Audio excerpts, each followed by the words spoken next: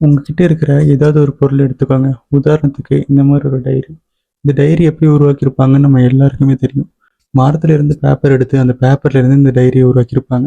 But இதே இந்த diary எப்படி உருவாக்கியிருப்பாங்கன்னு எந்த ஒரு ஆர்ஜினுமே இல்லாம இருந்துச்சுன்னா எப்படி இருக்கும்? குழப்பத்துல தெளிவா சொல்றேன். நீங்க 2050ல சயின்டிஸ்ட் பசப்புகள் டைம் டிராவல் ரிலேட்டடா எழுதின ஒரு புக்கை வச்சு நீங்க ஒரு டைம் டிராவல் மிஷினை இன்வென்ட் பண்றீங்க.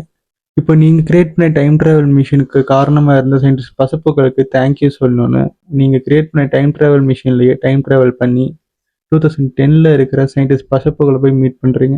பட் அந்த டைம் சயின்டிஸ்ட் பசப்புகளுக்கு டைம் டிராவல் ரிலேட்டடா எந்த ஒரு விஷயமுமே தெரியாது. ஸோ நீங்க போய் தேங்க்யூ சொல்லிட்டு அந்த புக் அங்கேயே வச்சுட்டு வரீங்க. அதுக்கப்புறம் அவர் அந்த புக் எடுத்து படிக்க ஆரம்பிச்சு டைம் டிராவல் ரிலேட்டடான நாலேஜை வளர்த்துக்கிட்டு அவர் ஒரு புக்கை பப்ளிஷ் பண்றாரு.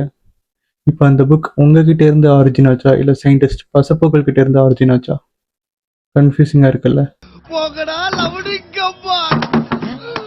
இதுக்கு பேர் தான் பூட்ஸ்ட்ராப் பாராடாக்ஸ்.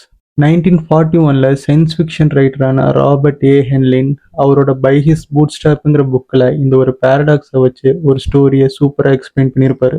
அண்ட் அவரோட இன்னொரு புக் இருக்கு. அதில் மெயின் கேரக்டர், அந்த மெயின் கேரக்டரோட அப்பா, மெயின் கேரக்டரோட அம்மா, லிட்டராக அவங்க ஃபேமிலி பிரான்ச்சில் இருக்கிற எல்லாருமே அந்த ஒரு மெயின் கேரக்டர் மட்டும்தான். லைக் உங்களோட இன்னொரு வேர்ஷன் எல்லாமே சேர்ந்து உங்களோட ஒரே ஃபேமிலியாக இருந்து எப்படி இருக்கும், அந்த மாதிரி தான் அந்த ஸ்டோரியாக இருக்கும். அந்த புக் நேம் என்னன்னு தெரிஞ்சுன்னா கமெண்ட்ல சொல்லுங்க.